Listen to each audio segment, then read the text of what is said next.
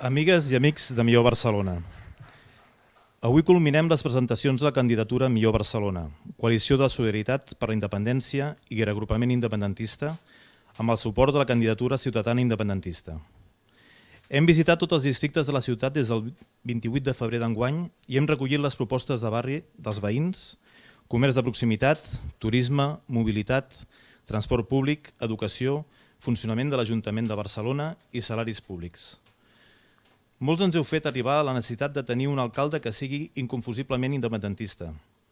Els nostres caps de llista han escoltat els veïns i han exposat les propostes per cada barri del districte visitat. Volem donar-vos les gràcies a tots, però en especial a l'equip d'actes que amb tant criteri ha organitzat les trobades ciutadanes i ha coordinat la logística dels actes. Avui som a l'Ateneu Barcelonès, situat al districte de Ciutat Vella, on té l'origen la nostra ciutat, on hi volem exposar els punts transcendentals del nostre programa per a aconseguir la Barcelona que volem, capital d'una Catalunya independent i amb una democràcia de qualitat. Us donem la benvinguda i passem la paraula al nostre alcaldable, l'Ignasi Planes, advocat i exjutge, llicenciat en Dret per la UAB i postgrau en Ciències Polítiques per la UB, president de la Federació Catalana de Rugbi, és el nostre cap de llista per Millor Barcelona, la coalició Reagrupament i Solidaritat. Amb tots vosaltres, l'Ignasi Planes. Molt bé, moltes gràcies a tots. Mireu, moltes gràcies per la vostra presència avui aquí i per haver omplert aquest magnífic auditori de l'Ateneu Barcelonès. Avui em proposo mostrar-vos quin és el projecte de ciutat, el projecte de Millor Barcelona, aquesta coalició entre reagrupament i solidaritat amb el suport de la candidatura ciutadana per la independència per a la nostra ciutat. I per fer-ho, ja us aviso d'entrada, seguiré un consell que m'ha donat un bon amic abans de començar i que em deia, escolta, no ho facis llarg, que hem d'anar a veure com perd el Madrid. Llavors, ho intentarem realment, intentarem ser concisos, intentarem explicar-vos bé el nostre projecte, però alhora fer-ho de forma àgil. Mireu, n'hi ha que defensen que en aquestes eleccions municipals, no són unes eleccions per parlar d'independència. I ho han fet els que estan contra la independència, evidentment, però ens ha sorprès encarament, ho fan els que, teòricament, estan a favor del procés independentista. Això em va abocar, no sé si molts de vosaltres coneixereu les històries de l'Astèrix i de l'Obèlix, i que ells en un dels seus diferents periples pel món viatgen a les Illes Britàniques.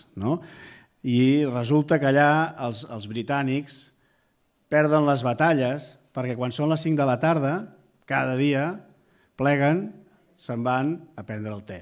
Llavors li diuen l'aigua calenta, perquè tot això és una història, no? Clar, Juli Cèsar, que era llest, va dir que les batalles les farem a les 5 de la tarda. Clar, va conquerir la terra dels britànics ràpidament.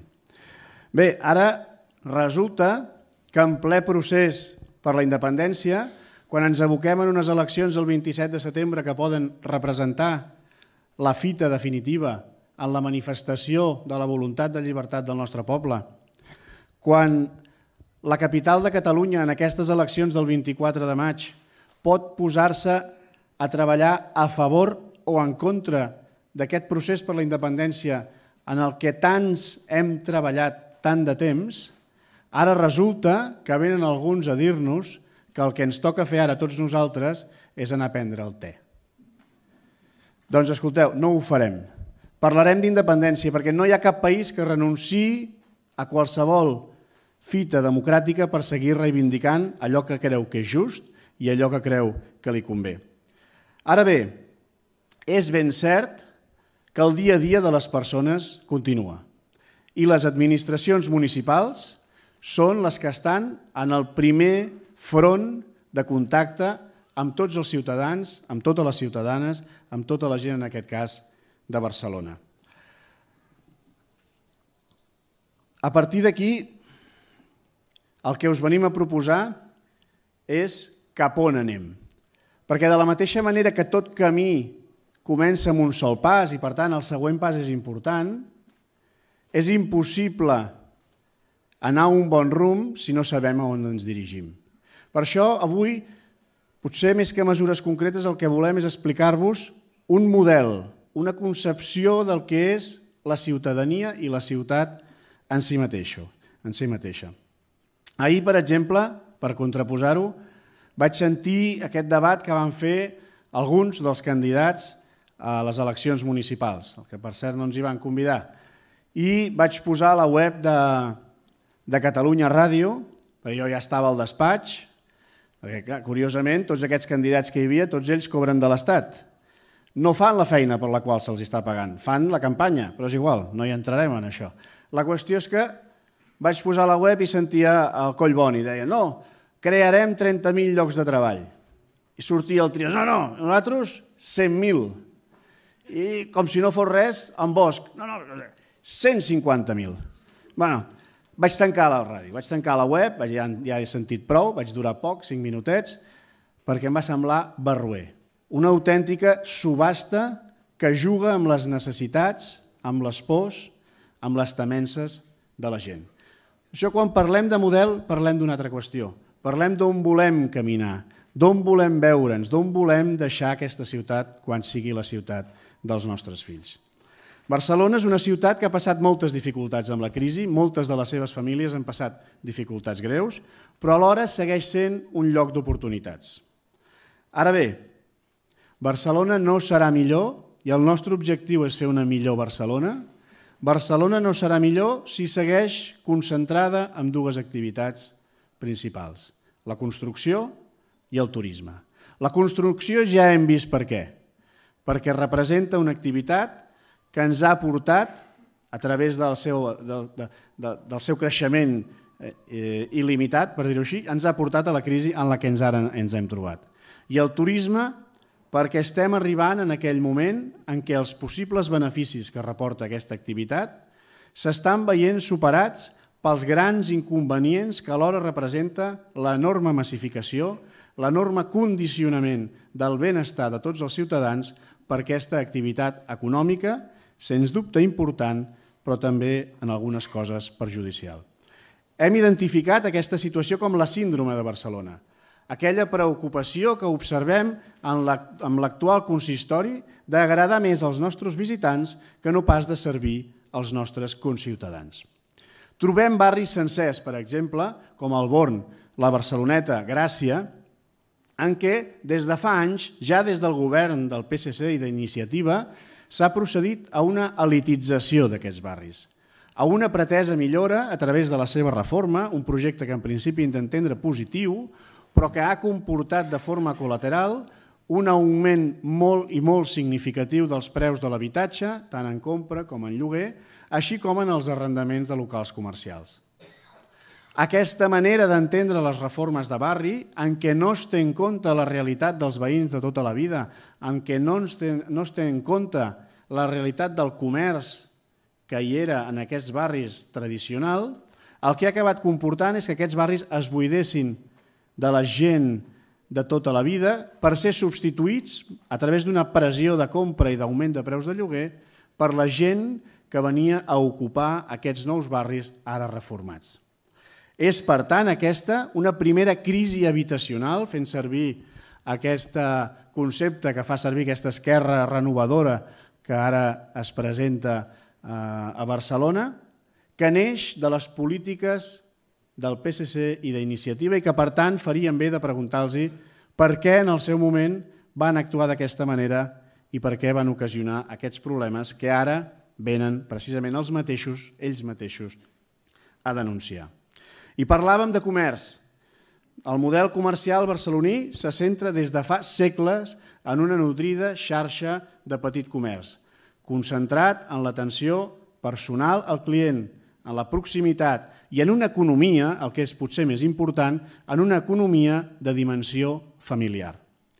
És a dir, amb una economia que de forma transversal millora la situació econòmica de milers i milers i milers de famílies exteses per tots els barris, per tots els districtes de la ciutat. No podem acceptar, per tant, que es confongui aquest model comercial barceloní amb el model comercial del Passeig de Gràcia. És aquest un error flagrant de l'actual govern municipal que hem pogut observar com celebrava amb molt de cofoisme aquesta reforma de la Diagonal dient que, sens dubte, havia estat ben fet perquè s'hi havien instal·lat una colla de noves botigues de luxe. Unes botigues, per tant, que són regentades per cadenes comercials, que està molt bé, però que paguen salaris normalment molt baixos i en condicions molt dures pels seus treballadors, que volen fer horaris absolutament irresistibles per als negocis d'arrel familiar i que, a més, no són botigues que visitem els veïns de la ciutat, sinó que estan pensades exclusivament per la gent que ve de fora. És un model, per tant, artificial, no arrelat a la nostra tradició comercial i que crea greus dificultats en moltes de les famílies de la nostra ciutat. Acabant amb el turisme, no pot ser que la presència d'un pis turístic comporti molèsties a tots els veïns d'una escala. És, per tant, molt important pensar sistemes nous que facin que aquesta realitat dels pisos turístics no siguin perjudicials per la convivència de les escales de veïns. Un pis dedicat a una activitat com el turisme no pot comportar que tots els veïns tinguin una pèrdua en la seva qualitat de vida. És per això que proposem una cancel·lació en cas de denúncia degudament acreditada pels cossos de seguretat de la ciutat, una cancel·lació cautelar immediata de llicències a l'espera que no es tornin a reproduir els problemes de sorolls, sobreocupació o aldarulls en aquests pisos. Acabant amb aquest tema del turisme, només una reflexió. Venint per aquí heu pogut passejar possiblement per la Rambla. Jo no sé si heu tingut una mica la sensació de ser gairebé estranys en aquest àmbit. També si aneu a la Sagrada Família tindreu aquesta sensació. És una peça important, és un àmbit important de la nostra ciutat que un ja té la sensació que no ens pertany. Així mateix, ara resulta que ens volen fer pagar per anar al Parc Güell, al Castell de Montjuïc o a la Catedral. Són realment un cúmul de circumstàncies que hem de revertir, hem de tornar a situar en el seu àmbit real d'importància per a les persones que conviuen en tots aquests territoris per tal que la ciutat torni a ser nostra. Contraposem ara aquest model de sobreocupació, de sobreexplotació turística en el model de ciutat que nosaltres proposem. Perquè darrere del turisme hi ha una ciutat que és molt més important. D'aquí és quan denunciem que les polítiques municipals en ocasions sembla que pensin al revés. Pensem primer en el turisme i després en la ciutat. Això és no entendre els valors que necessita una ciutat per desenvolupar-se. I mireu, per un costat necessitem modificar aquestes prioritats, com us exposava. I a partir d'aquí identifiquem per l'economia de Barcelona 3 eixos fonamentals que creiem que són els que han de marcar les polítiques econòmiques de la ciutat a través dels seus representants municipals, que són el coneixement, la innovació i l'exportació. Aquests 3 conceptes requereixen, però, d'unes concepcions prèvies que són necessàries perquè tinguin èxit. Ens equivocaríem, per exemple, si penséssim en Barcelona com una capital de Catalunya només. El concepte de Barcelona, de la seva capitalitat política, del seu lideratge econòmic, de la seva capacitat d'influència en el seu entorn, ha de ser concebut en el que és un àmbit geogràfic molt superior al que és Catalunya. Hem d'entendre la nostra realitat econòmica des de València fins a Montpeller, des de Saragossa fins a les Illes Balears i agafant la influència de Tolosa, de Perpinyà i de tot aquest àmbit. La capitalitat de Barcelona, per tal que tingui èxit en les dimensions econòmiques en què es mou el món actual, han de prendre un àmbit molt més ambiciós que no només el de Catalunya, que també, en aquest cas, seria el principal. És una voluntat, per tant, que requereix el reconeixement d'una capitalitat política que ara ens és negada i que requereix també de la col·laboració de l'Estat al que pertany aquesta ciutat, quan, per contra, a dia d'avui ens trobem en un estat que sembla més interessat a limitar les potencialitats del desenvolupament de la nostra ciutat que no pas afavorir-les. I finalment, un altre concepte, dins d'aquest desenvolupament que us deia, el caràcter. Venen anys difícils en el context nacional i internacional i Barcelona pot acabar sent la capital de la xancleta, de la borratxera i de retruc de les feines de molt baixa qualitat. Una espiral negativa que pot ser molt difícil de revertir. Volem, per tant, ser un país, que és Catalunya, amb tota la seva potència. Volem, per tant, ser una capital, no només d'aquest país, no, de tot l'àmbit que us explicava del sud d'Europa i de l'arc mediterrani. I volem ser, alhora, ciutadans que regim el nostre propi destí. És important tenir clars aquests conceptes per saber on caminem, per saber on ens dirigim. Mireu, és per això que és responsabilitat de tots nosaltres posar el govern d'aquesta ciutat en mans de persones que no venguin fum, en mans de persones que tinguin l'empenta necessària per fer d'aquest govern de Barcelona el capdavanter en aquests 3 eixos que us plantejava. A partir d'aquí, com ho farem això? És fàcil parlar d'aquests conceptes, però com ho farem això? I ho definim amb 2 àmbits de treball estratègics: educació i infraestructures. No van separats, després us ho explicaré, van lligats, però recordeu, educació i infraestructures. Algú pensarà que l'oferta educativa de Barcelona no és deficient, que hi ha bones universitats, que hi ha un nivell de recerca més que destacable per als temps en què vivim i per l'àmbit en què estem. I potser és cert, però no ens podem adormir. I és en aquest sentit que ens proposem un projecte concret que serveixi de model per ser reproduït a menor dimensió per tota la ciutat i que és un projecte molt ambiciós que vol canviar aquesta concepció de la ciutat com un aparador pràcticament de Disneylàndia amb el que és aquest caràcter de coneixement que volem imprimir des d'ara i en endavant a la nostra ciutat.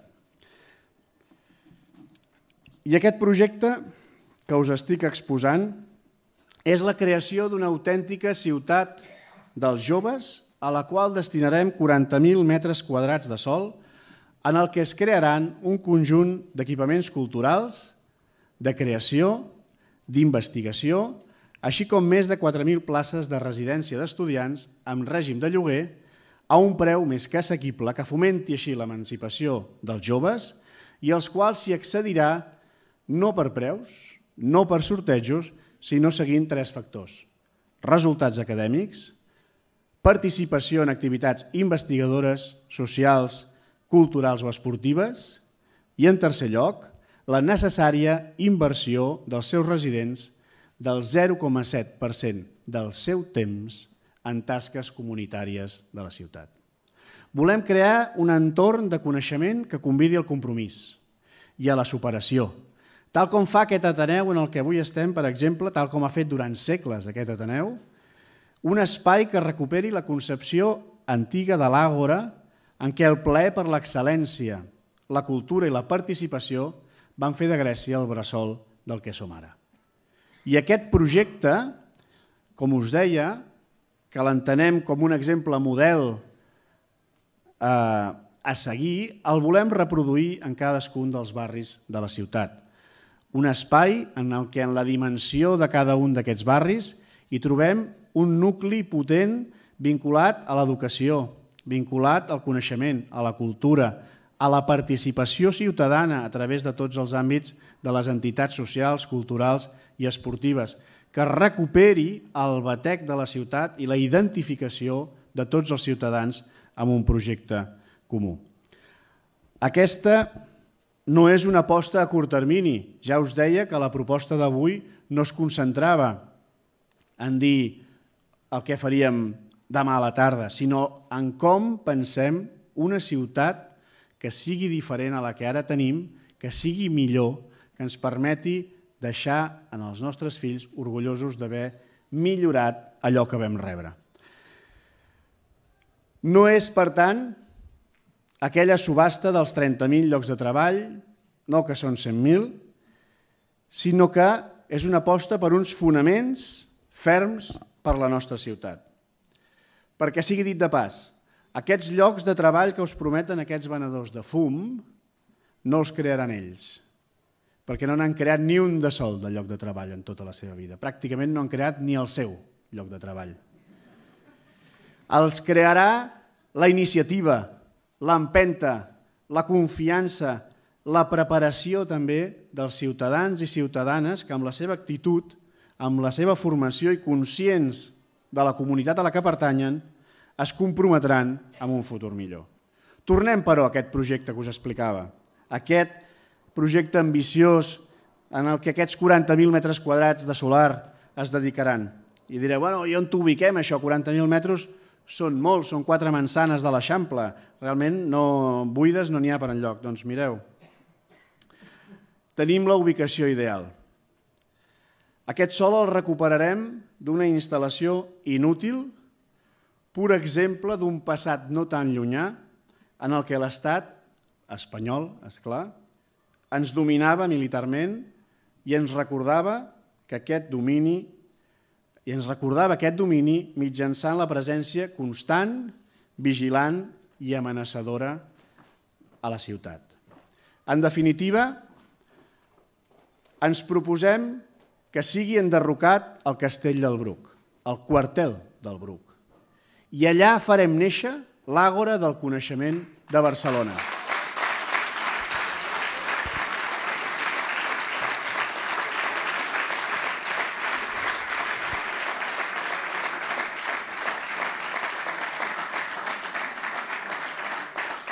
Al cap i a la fi, en només 2 anys, hauríem de poder disposar d'aquesta instal·lació a cost zero, en el moment en què l'exèrcit espanyol marxi de Catalunya. Això és clar si els líders de Convergència i d'Esquerra fan el que s'han compromès a fer. En tot cas, el temps i també nosaltres serem jutges dels seus actes. Però us comentava, educació i infraestructures. Què entenem, però, per infraestructures? Altre cop cal obrir la ment. No és només una parada més de metro o menys. És evident que les infraestructures de la ciutat, que poden canviar el dia a dia dels ciutadans, que poden marcar un futur d'una Barcelona millor, les tenim amb l'escàndol d'una línia 9 del metro a mig construir. És, sens dubte, també una infraestructura fonamental i indigna d'aquesta ciutat, la xarxa de rodalies que dona accés de tota l'àrea metropolitana i tota la conurbació de Barcelona i una mica més enllà a Barcelona a través de la xarxa ferroviària. 2 qüestions aquestes, la línia 9 i rodalies, que afecten de forma radical la mobilitat de la ciutat i de retruc la qualitat ambiental de la mateixa i, per tant, el nostre benestar. És clar que parlem de poder desenvolupar amb tota la seva potencialitat el port de Barcelona, que gràcies a formar part de la xarxa de ports d'Espanya veu com dels seus beneficis anuals un 18% n'és tret per part de l'Estat i és repartit per la resta de ports que són deficitaris a l'Estat espanyol. O de les limitacions que pateix l'aeroport de Barcelona en aquesta obsessió ja reiterada per part del govern espanyol de fer de l'aeroport de Madrid la única i principal, o en tot cas principal, porta d'entrada en l'Estat. No és casualitat que existeixin fins a 22 convenis internacionals amb 22 altres països en el que l'Estat espanyol ha acordat que l'únic aeroport d'entrada i de sortida de comunicació d'aquests estats amb el nostre es faci exclusivament per l'aeroport de Madrid. O, finalment, l'execució d'un corredor mediterrani que, tal com indica el seu nom, vagi a prop del Mediterrani, que quasi gairebé és xistós, però que convé dir-ho. Aquestes 5 infraestructures són fonamentals pel desenvolupament. Recordeu que parlàvem d'exportacions com un element principal de la nostra economia, del desenvolupament de tot el país i de la nostra ciutat en especial.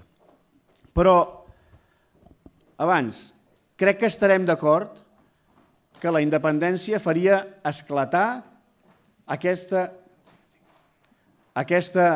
infraestructures en positiu. Només l'eliminació del dèficit fiscal de Catalunya en un any permetria finalitzar la línia 9 del metro, permetria abordar totes aquestes obres que estem dient i, per tant, l'economia catalana de cop i volta veuria com milloraria la seva situació en quant a infraestructures. Però on volia anar també? Per aquestes infraestructures, en cert, ja les coneixíem tots una mica. Volem que s'entengui aquest concepte d'infraestructures molt més enllà, de manera que incorporin també els àmbits socials. Perquè més enllà de l'ocupació hem d'entendre que no podem parlar de cohesió si les famílies no compten amb escoles bressol assequibles. Que no podem parlar de cohesió si més enllà de l'escola les famílies no compten amb equipaments culturals o esportius que permetin el desenvolupament dels més joves en condicions d'igualtat a tota Barcelona. Que no podem parlar de cohesió si l'oferta de residències per a la gent gran és tan deficient que forcen a moltes famílies a limitar el desenvolupament professional o formatiu d'algun dels seus membres, gairebé sempre les dones de casa, per compensar amb el seu temps i esforç aquestes mancances que l'administració local hauria de vetllar per compensar i que comporten alhora l'eixamplament de la bretxa salarial entre homes i dones i la desigualtat en el seu desenvolupament personal, així com entre els barris segons el seu nivell econòmic. És a tal efecte que desenvoluparem el Pla Director d'Infraestructures Socials de Barcelona i de l'àrea metropolitana, que d'acord amb tots els àmbits afectats prevegi la necessitat i faciliti l'execució de tots aquells serveis que permetin caminar amb fermesa cap a la cohesió social. Una cohesió social que hem de perseguir sempre i en cadascun dels nostres actes, de les nostres decisions. En primer lloc, perquè és just. I en segon lloc, perquè millora la convivència, millora el benestar, millora la confiança dels ciutadans. I està vist que quan tot això millora fins i tot la salut de cadascun de nosaltres.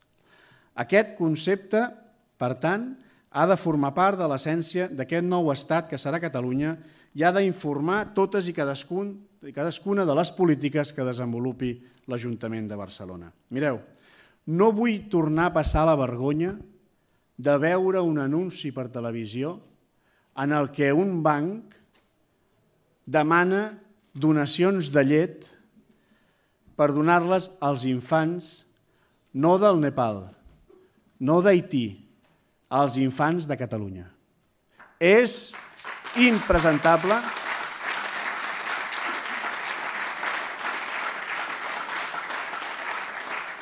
No podem tolerar que l'Ajuntament falti d'una forma tan greu a les seves més bàsiques obligacions que haguem de veure per televisió que és una entitat privada qui s'ocupa de garantir les carències alimentàries de la nostra ciutat en els més joves.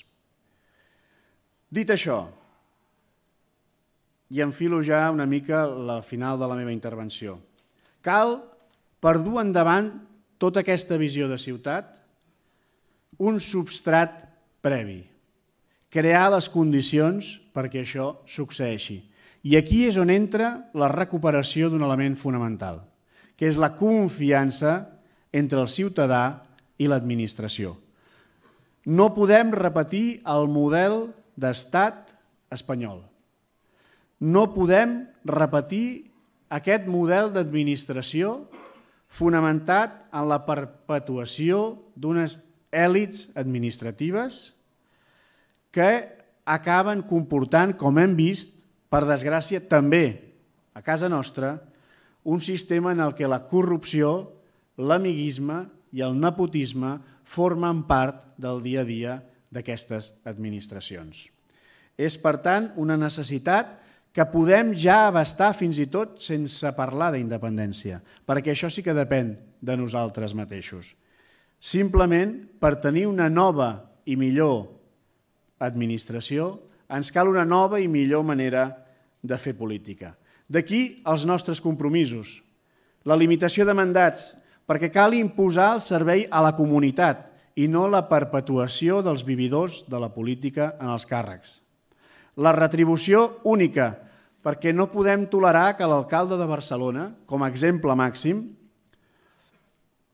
per cert, el càrrec polític més ben pagat de tota la península ibèrica, no sigui sincer als ciutadans respecte d'allò que ingressa cada mes. Transparència absoluta. Farem un ajuntament de vidre, i no per fràgil, sinó per transparent, tal i com farem amb la nostra candidatura. Nosaltres podem fer-ho, altres no ho podran fer, això que expliquem, perquè no acceptem donacions anònimes, no tenim crèdits amb els bancs i rendirem comptes abans de finalitzar la campanya de totes les despeses a les que hem fet front i d'on han sortit els diners. De manera que fins a l'últim euro que ens hem gastat podreu veure en què ha estat gastat i com ha estat pagat. Alguns ens diuen serà difícil que sortiu. I bé, jo us dic, abans d'exigir-me a mi segons què, digue'm quina és l'alternativa. He de votar Convergència i Unió? He de votar un partit, aquest, el de Duran Lleida, que ha dit que ens informaria de quina és la seva decisió sobre si segueix o no segueix el procés cap a la independència i ens ho dirà després de les eleccions? Hem de confiar en aquesta gent que ens pren el pèl d'aquesta manera, que ja ens diu no, voteu-me i després ja et diré què faré? A mi em sembla que és evident que no. O cal votar, doncs, Esquerra i les CUP? Doncs mireu, nosaltres no serem la crossa d'Ada Colau. Això ho podem afirmar nosaltres i això no ho poden afirmar ells. Aquests són molts...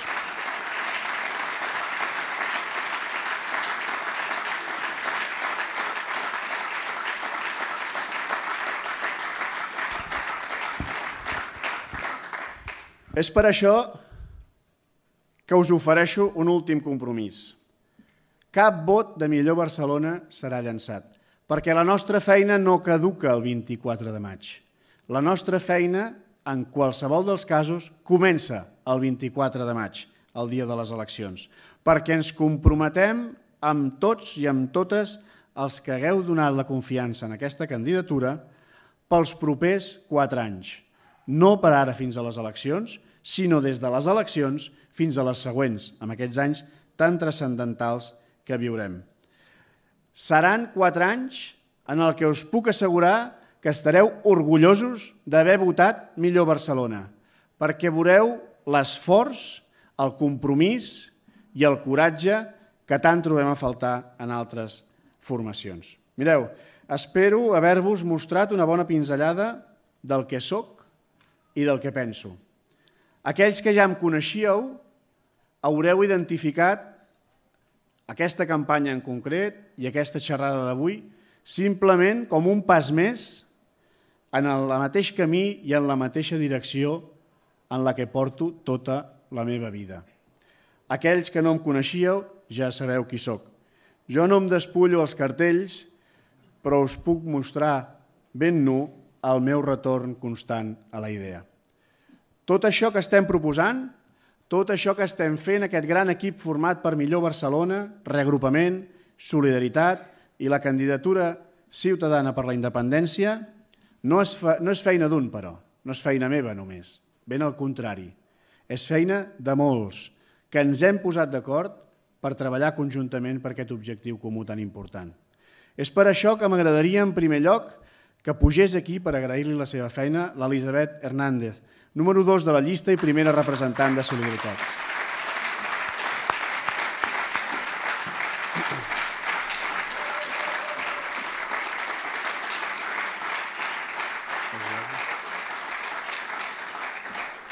Moltíssimes gràcies a tots per donar-nos suport aquesta tarda, però sobretot per donar-nos suport durant tota la precampanya i aquest inici de campanya. Esperem tenir-ho fins al 24 de maig i a posteriori. Moltes gràcies. Visca Catalunya!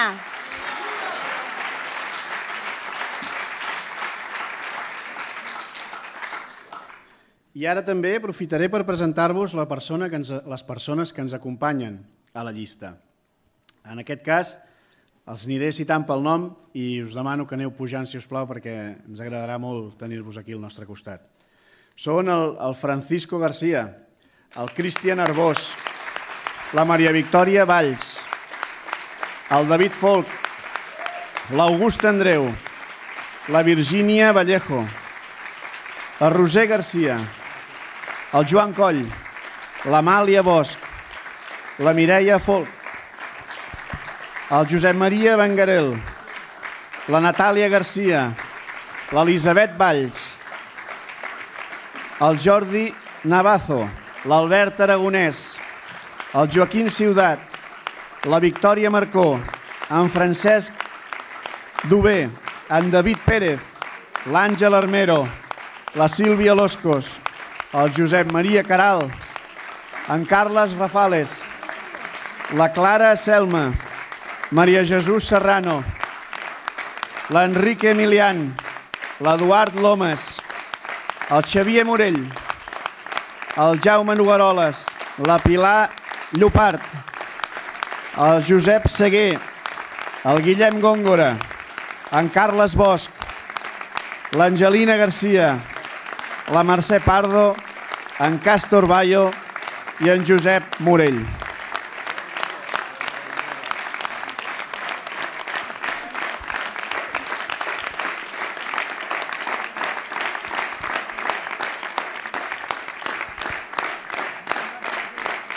Un moment, però. Deixeu-me acabar, però. Diuen molts, ja us ho deia al principi, alguns que ja ens esperaven que ho diguessin i altres que ens ha sorprès que també ho diguin, diuen que no toca parlar d'independència en aquestes eleccions. Tanmateix, només un exemple. En aquests últims dies, 2 potents canals de comunicació de Catalunya han entrevistat el líder de Podemos, tot i que no es presenta cap eleccions. Però l'han entrevistat. Efectivament, Pablo Iglesias, aquest representant de l'extrema esquerra assembleària espanyola, ha vingut a Catalunya a alliçonar-nos dient que el referèndum sobre la independència no es podrà fer de cap manera. La Constitución española no lo permite. Igual que l'Aznar, que el Rajoy o que el Miquel Iceta. Doncs escolteu, aquest, per parlar de no independència, no li han recomanat que prengui el te. Aquest, per parlar de no independència, l'han fet sortir en l'horari de màxima audiència d'aquests canals. Quina casualitat, no? De casualitat res. Quantes grans mentides ens toca viure. Quant d'engany al servei d'uns pocs. I aquesta és potser la nostra principal tasca, el nostre major compromís. Per això, gràcies al coneixement i al caràcter, recuperem breument Espriu. I direm la veritat sense repòs. I així anirem tancant cada dia les portes de la por. Ens volen silents i agenollats. Caldrà desobeir i mantenir-nos tossudament alçats, fent-nos nostre el dret a escriure el nostre propi futur. Moltes gràcies.